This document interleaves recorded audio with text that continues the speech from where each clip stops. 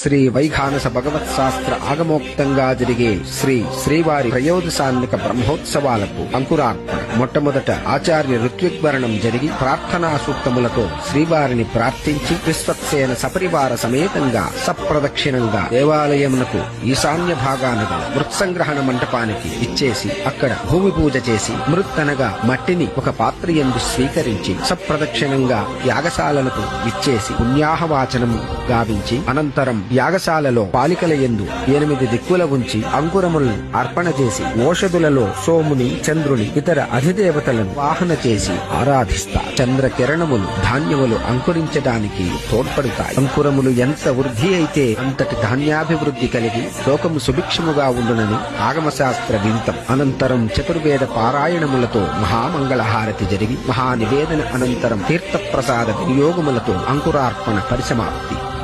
లోకా సమస్త